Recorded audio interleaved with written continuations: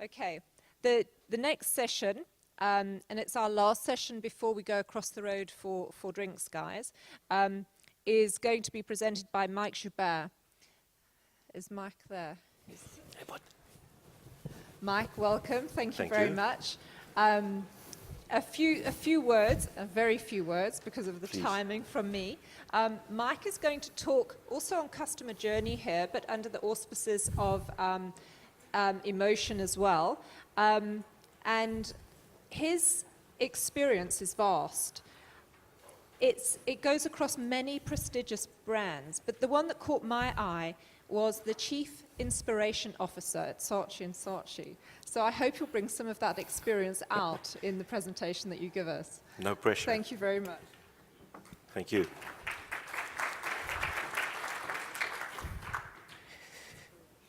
Right. Before I start, thank you for the opportunity. No pressure to be the last speaker standing between you and that ice-cold cocktail. Thank you for giving me your time. I am going to try and inspire you. I have seen and heard some of the presentations, and all of them have been filled with great tools, graphs, and the likes. So I have been a bit of a digital magpie, and I've taken my experience and I've combined it with slides and a few videos that I think and hope will be useful for you, particularly given the objective of the next 2 days. So if I can just find out which button do I press to go forward? The green one. I presume so. Okay. Right. Elvis, 40 years ago, passed. And whether you like Elvis or not, he's part of the experience of a time. Some people still measure him in data, still one of the top 10 bestsellers of all time in terms of records, and other people just remember him as an experience. And that's essentially what it's about. So in setting up the theme for today's talk with you, the question that I'm posing, not only to you but to myself, is who owns the customer journey? So who owns the customer journey? And I realized as we're debating this, and as I'm going to try and look very clever up here, all the while the customer is actually a person. It's people like you and I. And they don't care what we do and they don't care what we say. They just live life. They are guided, though, by some of the brand work that we do, products and services. There are 3 themes I'd like to leave you with today, and they'll pop up during the course of my presentation. One is the absolute and complete importance of your company culture, of which the customer sits right at the heart of it as a beating heart. Secondly is the need for speed relative to both technology and consumer behavior. And thirdly, what's in it for you? If I may ask, how many of you are CEOs of your companies or founders? Hands up. Oh, very few. So here's the first thing. In my opinion, and based on experience, the customer journey is owned by all of us. And it starts and ends with the CEO, the leader of the pack, the founder, the CEO. Companies who've done that well over time, both with technology in the last 10, 15 years and before, have recognized the importance of putting the customer there. So I know that's an easy one, and I know that's a cop-out. Statistics suggest, based on a recent Marketing Week survey, that the CMO or head of marketing is 80% accountable for customer service, as per the more than 1,700 respondents who wrote in. Now that might be true. He or she might be accountable for customer service, customer journey, but the reality is the world has changed, and every single part of the business, including the CFO, as I heard someone said earlier, and including legal, is part of that. So why? I believe there's one very simple reason. It's because customers are now in charge. They are. We are in charge. You've made a decision in the last year to purchase items. Everything from a tube of toothpaste to maybe a new car or even a home. And as you purchased that item, and as you did online banking, and as you acquired the services of a B2B supplier, you made certain decisions, and whilst you're in a relationship with either the brand or the company that you work with, you are consistently in a position to determine the outcome. And that outcome simply comes down to voting with your wallet, voting with your finger and clicking, and sometimes voting by walking out the door. So having said that, I think there's a fundamental shift that has taken place in the last 10 to 15 years. Essentially, there was previously in the history of business something called a pull economy. And we used to do a business in a pull economy. The pull economy was simply that we would do stuff, and we would build stuff, and we would put it out there, and the consumers would just pull on that because we told them how to do that. If you go further back, there are three fundamental things that have happened in the last 100 years. And it's been written up by two very clever professors at Harvard Business School. And the first one they indicated is that after the big crash, the Wall Street crash of '29, something called professional management capitalism started rearing its head. It meant simply that some of the big companies, mostly owned by families, started employing professional managers to do professional functions. The first starting point was marketing, professional CEOs, professional salespeople. And it fundamentally started changing business. Fast forward a couple of years, and advertising really started happening. The first TV ad that was flighted was in America, and it was only in the 40s. But there was a time when advertising could make you believe anything. And it comes back to that point that you could tell customers what you wanted them to believe, and then had, as a result, them purchasing your product. Consider that there was an ad, a dinkum ad, published in print in the 60s by Kenwood that said, "The chef does everything but cook. That's what wives are for." That was an ad. I kid you not. For a better start in life, start cola earlier. That was Coca-Cola, 1955. And Steve Jobs' pride and joy, he actually wrote about it, and it's also in his biography. His first print ad, they just sold 1,000 apples, the first ones. A is for Apple. Now look at that advertisement, and look at what Apple is today. Fast forward a couple of years, and around about the mid-'70s with the big oil crises, some of you might remember that. Towards the end of that, a strong and a very robust CEO called Jack Welch, he was the head of General Electric, did a speech in New York, and he spoke about growth in a slowing economy. And he spoke about the importance of shareholders and why shareholders were the most important people in a business.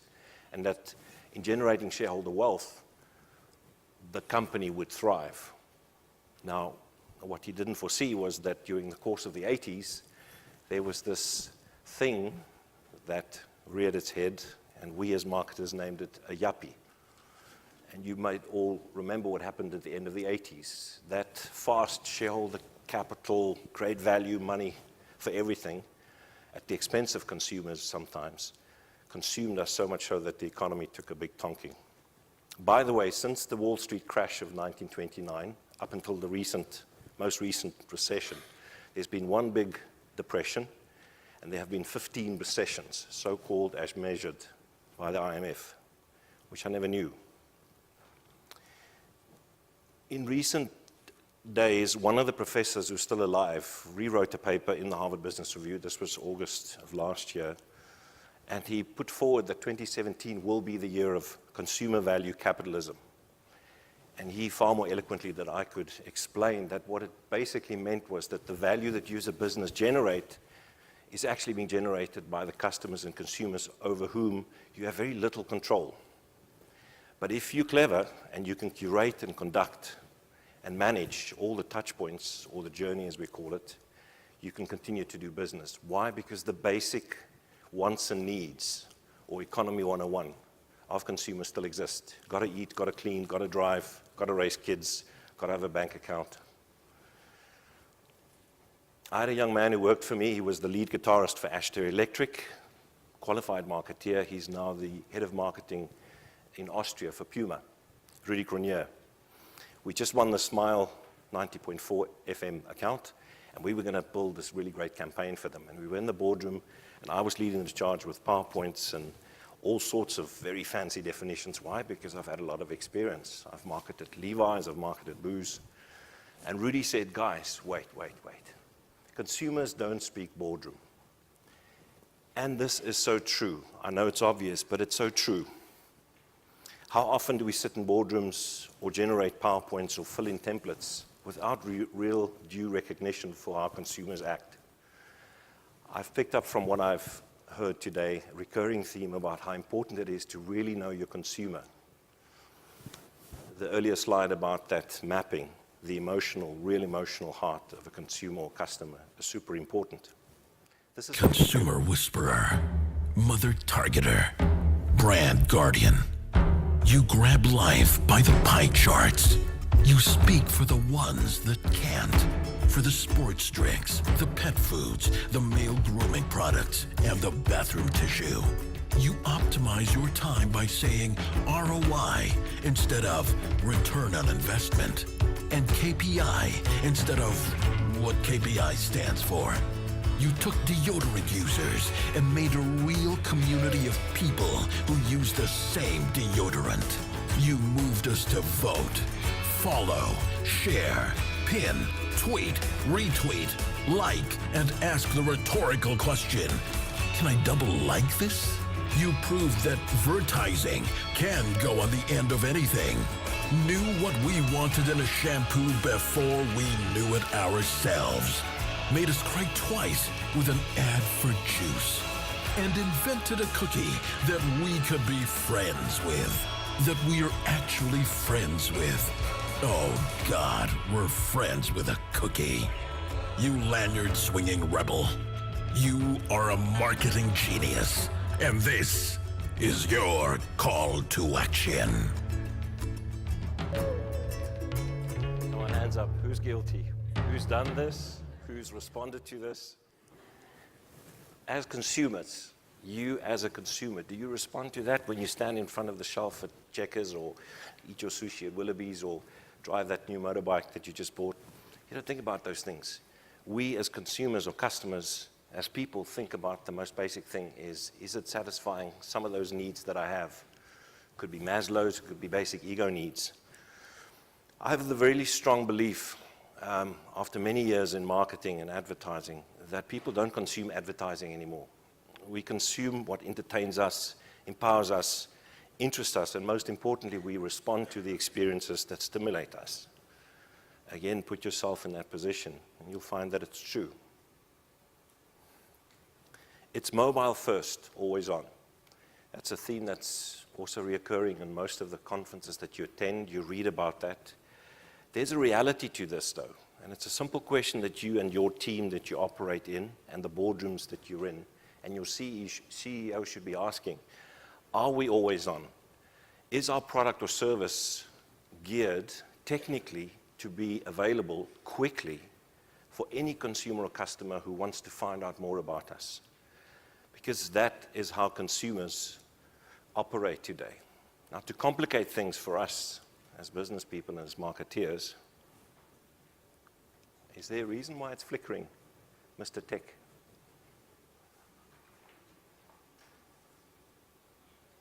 I'm not touching anything.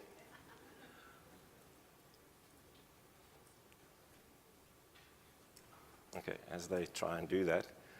Nielsen, for 11 years now, do what they call the Global Trust in Advertising Index. And they do it across multiple countries in the world, 60,000 respondents. And they basically test with these respondents, what do you, as a customer or consumer, what medium of advertising do you most trust? And consistently over the last 3 years, the one and the most trusted medium is word of mouth from someone that I trust.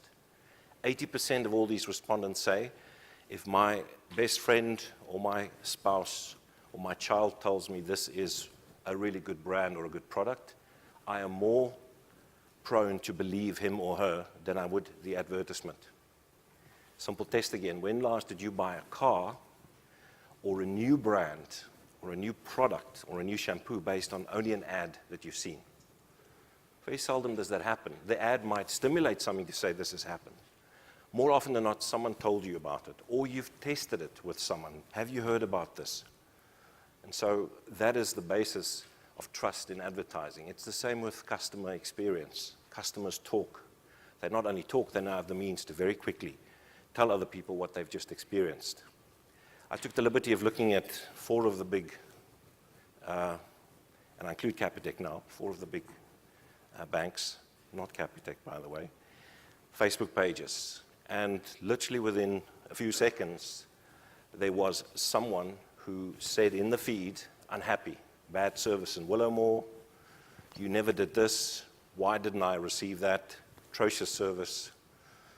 And I have to believe that someone who sits in any one of those 4 financial institutions who manages that must be pulling their hair out of their head. Now, I call that the bell curve, or the princess and the pea syndrome. Your bell curve might be big and fat in the middle with the best customer service, but there might be that one person that finds something wrong. It's that small thing that actually pulls it apart. So in the pursuit of perfect customer service, you will always have to acknowledge that you'd have to spend time to manage the exceptions. Princess and the pea, the prince tested whether she was really a princess by putting a pea under 20 layers of blankets. And she said she felt it. So sometimes it's the small things that hit us. How are we doing there, guys? I could go on ad-libbing.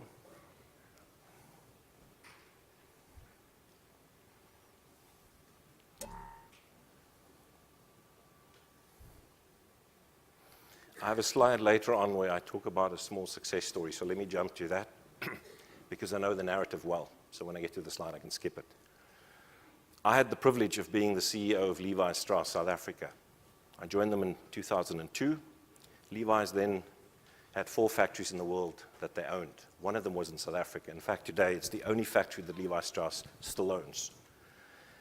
And through the course of the first 6 months, lived with the people, I worked in stores, I made my first pair of very wonky jeans in factory based on the experience of the people in the factory. And I realized that the one thing that was missing is that we didn't live the brand.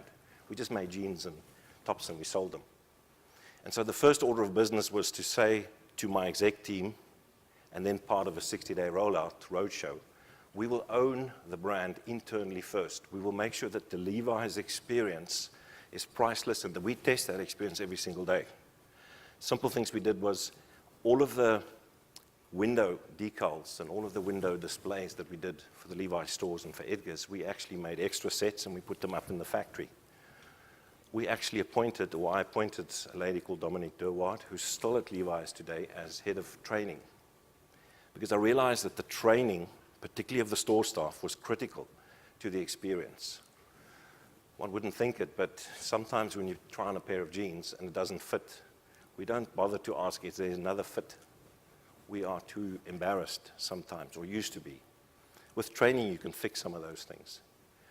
We also realized that 90% aided or unaided and 99% aided awareness of the Levi's brand meant that we didn't have to advertise. So we took that budget, advertising at the time, we were flighting beautiful international ads, and we put it into customer service in our shops. And we chose a platform using music and music experience to link that to the Levi's experience. And that's how the brand actually, not only in South Africa, but globally, turned themselves around. How are we doing, guys? Craig, I could do with one of your jacks by now. Jack on the rocks. Say again? Yeah.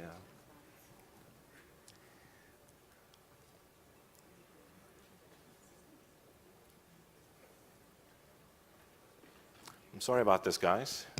It's frustrating for you, embarrassing for me. John, how are we looking? Good, thank you.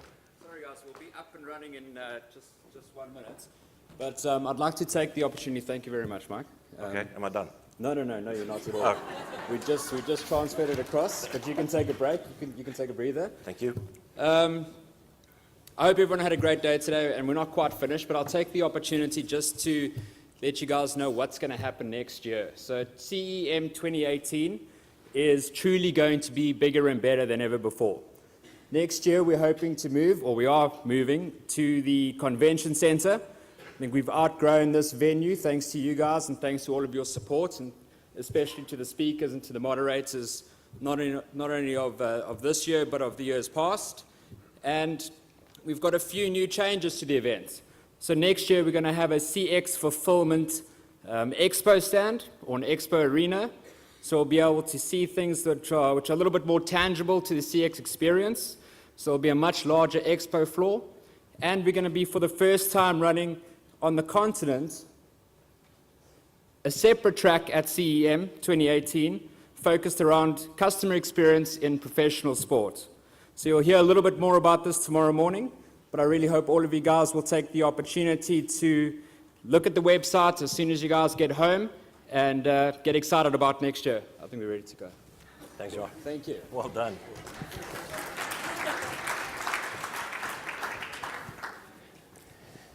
So now we live in a different pull economy. We now have consumers pulling everything through digital devices. We've got a lot of data, though. We have a hell of a lot of data, and that's been a buzzword for about 5 years now. Big data keeps telling us that consumers have the power. Consumers are ducking and diving. There's the emergence, or there was the emergence of millennials. It's now Gen Z. And now the baby boomers are bouncing back because the luxury and premium markets in most of the world is still growing.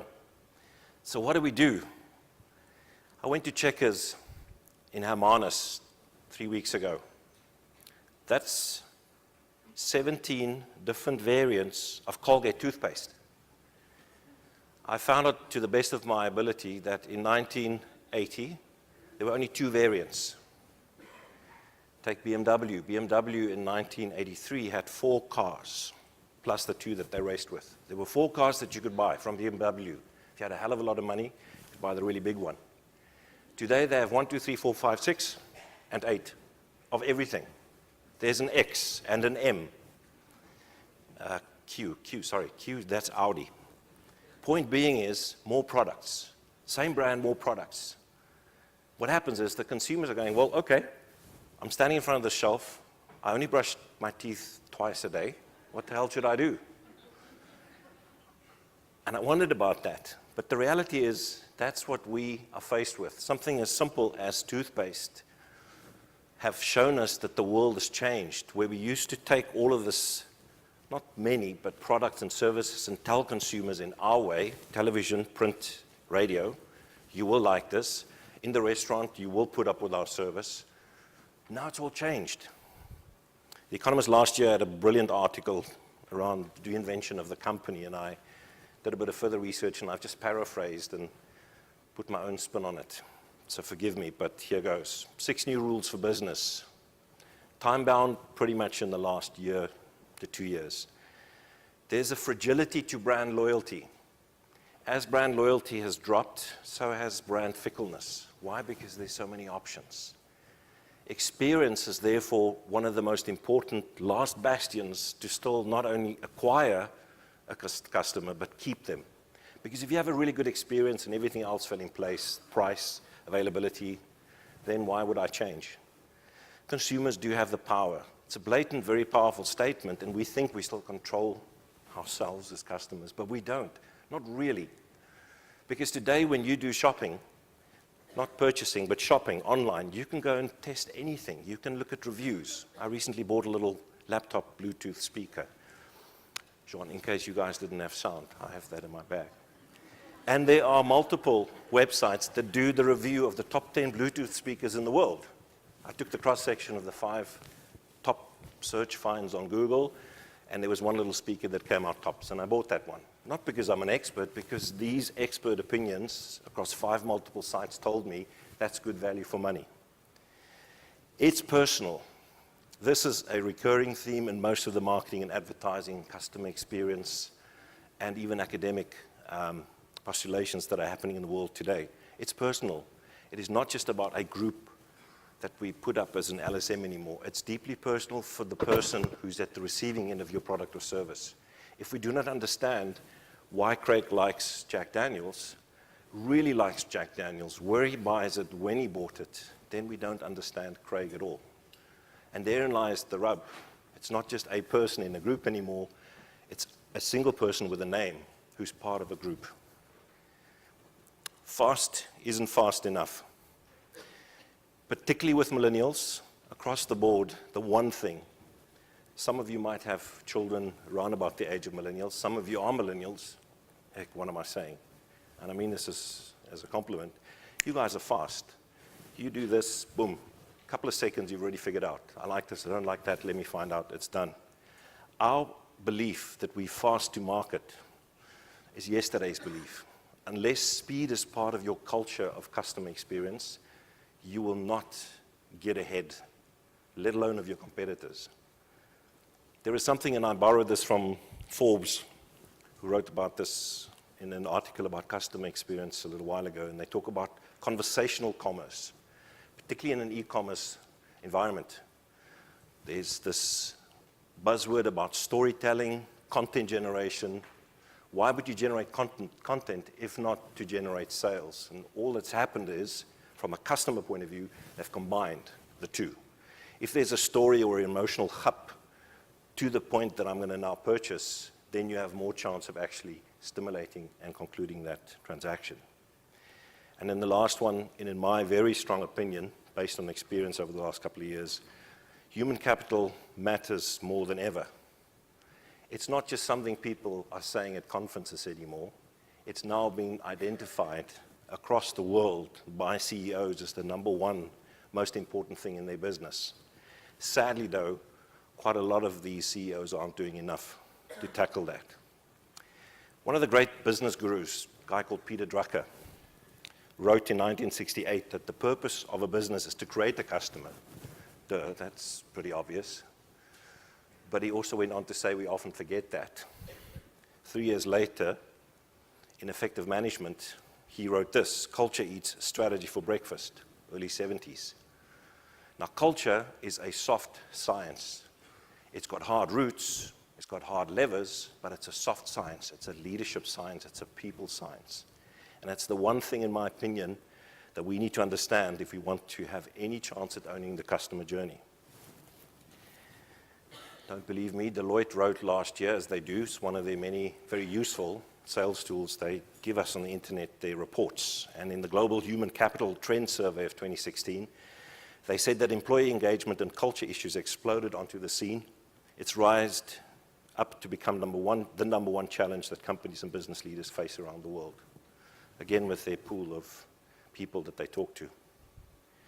Paul Rogers, 2 years ago, the CEO of Bain & Co., big consulting firm, said a company's key to success is in its heart and soul. And business leaders agree, because he did that based on the survey that Bain did across 365 companies, and they only interviewed CEOs. They agree that culture provides the greatest source of competitive advantage. 68% said it's a source, 76% said they believe that it's changeable. 81% of the CEOs believe that an organization that lacks a high-performance culture is doomed to mediocrity. Again, culture is more than just customer service and marketing. But the very same CEOs, only 10% of them said that we succeed in building one. And therein lies the rub. Tom Peters sums it up. I really do believe that the only defense against automation is the development of talent. What other choice is there if you're going to deal with the forces that we're talking about? You don't have any choice except to develop people. If you sat down with the chief executive officer of an big American company, Fortune 100, and you had a 45-minute tour d'horizon of that company, would the word training ever come out of their mouth? Why in the hell is that the case in business? And then you get into the self-defeating circle as they don't invest in training, and as a result of that, the training that's given is crappy, and nobody wants to take the training, which then, in fact, convinces them that they don't need to do the training. So our biggest challenge, in my opinion, I'm talking the collective we, is not what we do, it's how we do it, the soft science of culture. So I hope you'll agree with me, culture is not just one person's responsibility to accountability. You either have culture in a company that is productive and effective and inspiring and emotional and empowering or not. One of the panelists earlier spoke about the fact that really asked the question, are you being paid what you're worth? These things matter because That is human nature. I worry about those things before I worry about the customer. So we've got to challenge the conventions. Part of what the summit hopefully will provide you would be new catalysts for saying, how do I change? Not just marginally, but fundamentally when I go back to my little business or to my company. What do I bring back? And I would argue strongly, ladies and gentlemen, that unless you take a really strong challenge back to say, what do we do fundamentally differently, it's not going to work. It remains those notes that we all keep in a file somewhere that 3 years or 4 or 5 years later you take out and say, shit, I wish I'd gone back and read that. But we don't, because next Monday, or in your case on Friday, if you go back to work, it's much of the same. So you have to act upon it. You've got to act decisively. Marketing has become too important to be just left to the marketers. I believe that, and certainly the 3 marketeers, the head of Unilever, the head of Procter & Gamble, and Glaxo have all said something similar. That is why there are now things like chief experience officers, chief design officers, chief inspiration officers. Mostly it's the CMOs trying to just say, this isn't just us anymore, guys. This is a cultural, company-wide thing that we have to carry. In the same Harvard review that the earlier stats came from, he also wrote that in most companies, the org structure of the marketing function has changed very little since the practice of brand management emerged 40 years ago. So CMOs or heads of marketing and even some of the CEOs are struggling to draw the new chart. So do we put a little block there and say, okay, Joe, Carol, you are now head of consumer experience. I would argue, being very practical, that you do need someone who's a custodian. That's absolutely cool. Someone who's in charge, who does the training, who has the tools. But it is a company-wide accountability now. Some of you, maybe even most of you, have agencies that work with you to try and do advertising, consumer experience, do your digital interfaces, do journey mapping. Chantal, if you're still here, love the pink Doc Martens. Had a great experience many years ago. And I looked at your stall earlier, and I love the fact that you've used cartoons. That's an emotional way of saying, here's an easier way to keep the audience involved. I distract myself. Marketing and advertising agencies have embraced specialization to such a degree that we work, or our work now is slow, expensive, and repetitive, and it shows disregard for consumers in the modern world. Tom Goodwin is a bit of a provocateur. He actually happens to be part of the agency machine globally, but that sentiment has now been echoed by a lot of the big guys. Coca-Cola has actually done away with their CMO. You might have read that. P&G has, again, on top of the $200 million that they took out of advertising, have slashed another $100 million out of digital advertising media spend because they don't trust the robots who do the media buys anymore. So these are some of the challenges that big companies are facing. The same principle that applies to smaller companies. I am a fan of storytelling because I respond to stories. If Harley Davidson tells me a story about Willie G, I'm a Harley rider, I respond to it. If Jack tells me a story, Jack Daniels, about where it started, I respond to it. Marketing is no longer about the stuff that we make. It's about the stories that we tell and the experiences that we create around that. So are you really great storytellers? Because if you are, your road to understanding the customer journey, that's a double pun, I just realized, becomes much easier. Adidas gets it right.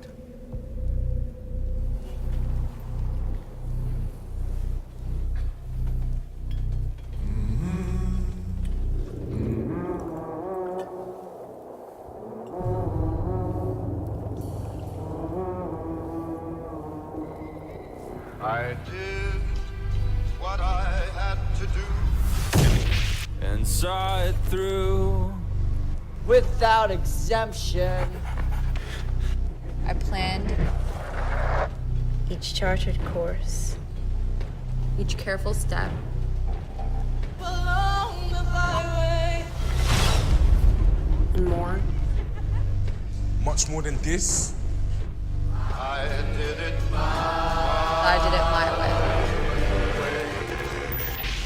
Yes, there were times, I'm sure you knew, when I bit off more than I could chew, but through it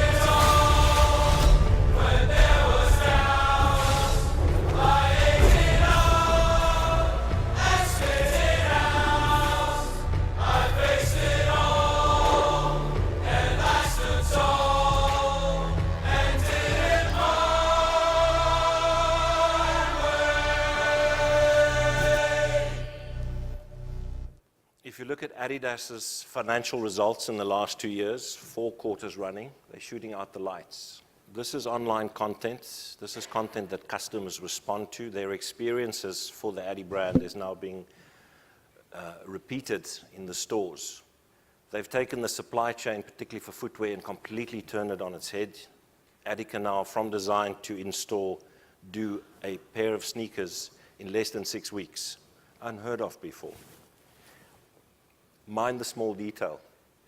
I love Woolies to death, and I will never leave them, because Woolies, that's my brand. We're partners. But Woolies keeps sending me these notes saying, "Dear Mariette Joubert." And I've written to them 4 times until I finally found a lady called Jackie, she's lovely, who said, "Mr. Joubert, we are so sorry, we will fix it." The reality is, even the great Woolies has data bots who send out emails. I'm not the Mariette Joubert. It's my little ego says, no, I'm Mike Joubert, and I don't live in Uppington. The little things make a difference, and to a customer, the small things are a big deal. It really is. So if you're designing a customer journey, start with little things. What is the smallest thing you can go wrong? And build it from there. That's what Steve Jobs did. That's what Bezos did in the beginning.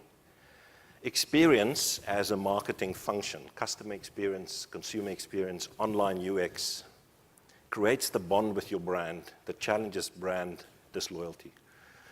Not advertising, but experience. Because if I have a good experience or a bad one, I'm going to tell my mate.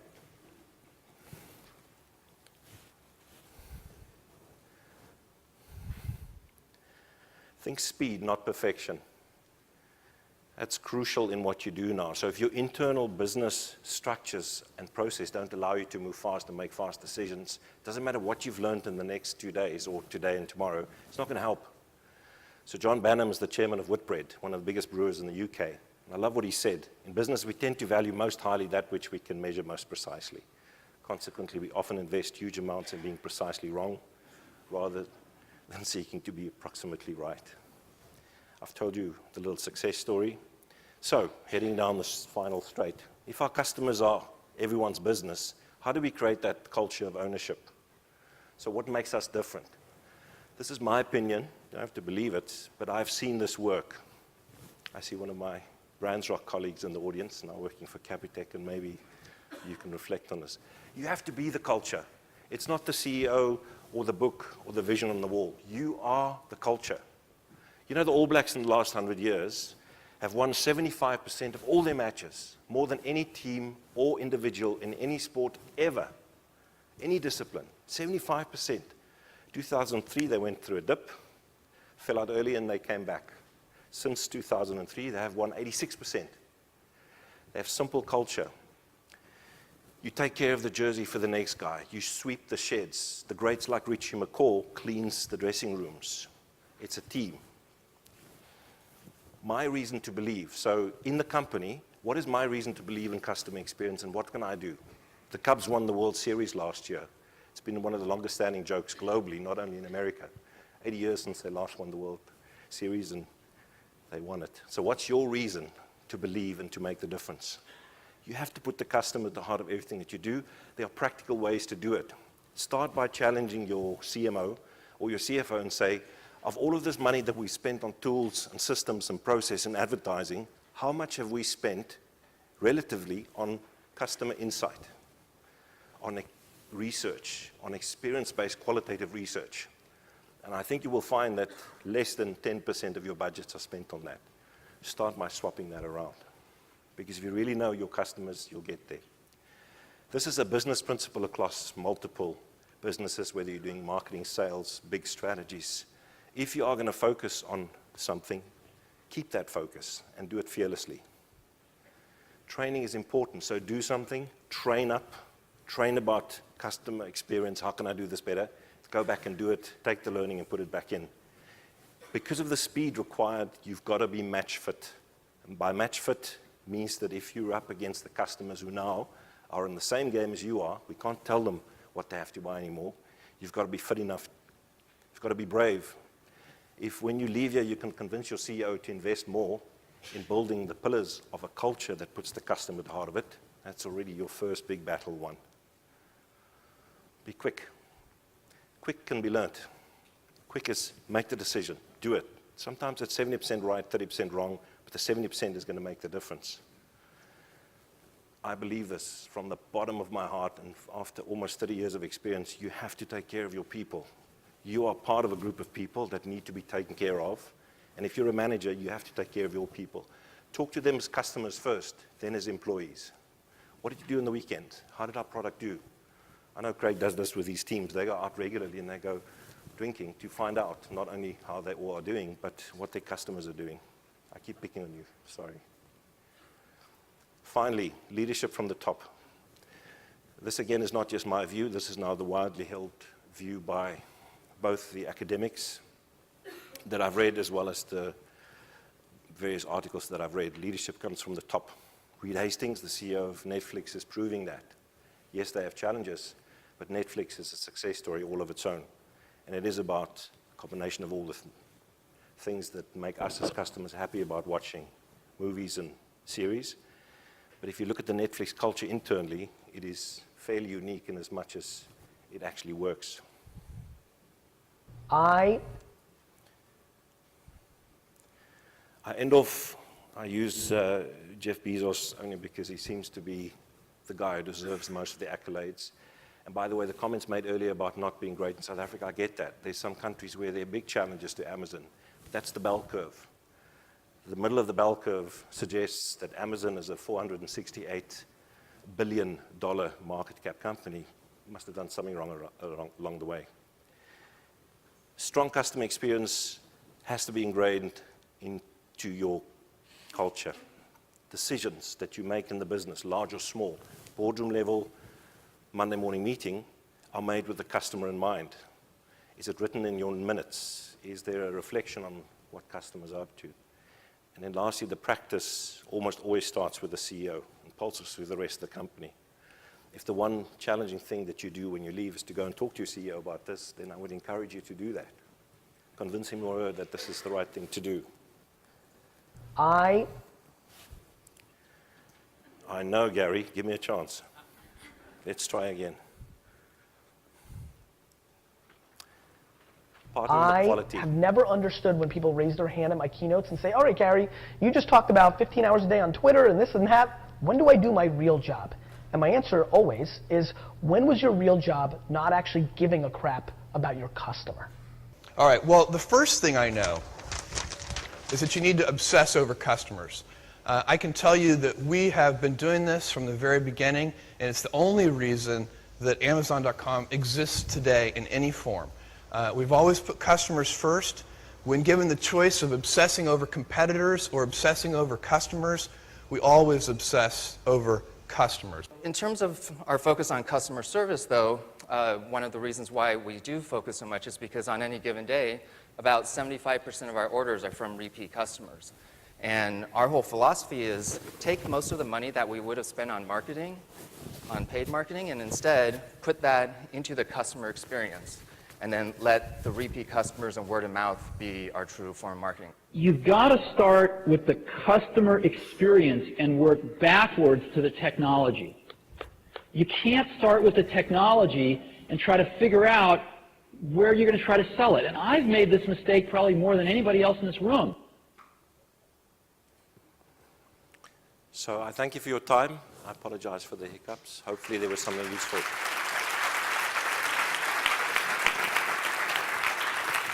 Thank you so much, Mike. Do we have time for questions for Mike? Kinetic or? I think no. Everybody's keen to go. Okay. No, but that was so entertaining, and thank you. And I promise you, we didn't even notice that glitch technically. Okay. In fact, it was the perfect opportunity for us to absorb what came before that. Thank you very much, okay, Mike. Cheers. That was great stuff. Okay, guys, we've come to the end. What an amazing first conference day we've had. I know you're all waiting to head on over to the cocktail function. Just very quickly, we've heard experts here share their knowledge with us. We're so very grateful. And thank you to all of you delegates for being so hungry and absorbing all of this knowledge. I hope that you're feeling inspired and armed. We've covered everything from the future, technology, importance of employees, emotion for customers, and very importantly, empathy that came up not just for customers, but for your employees, and the understanding of how we engage clients in the journey, ending off perfectly with a reminder by Mike that customers are in charge. Folks, do enjoy the cocktail evening. It's in the hotel, which is directly across the conference center. Please join us for some snacks, some drinks, socializing, and networking. I'd like to say a big thank you to Louise van der Hoven, my co-moderator, co-pilot, partner in crime. You will get to see more of her tomorrow because she is in the agenda for a presentation. That's it for me today, Leander Reddy. I've enjoyed my time with you. You have a moderator tomorrow. That's another Louise, Julia. Julia will be moderating tomorrow. Thank you very much, folks. You've been fantastic. Enjoy the evening.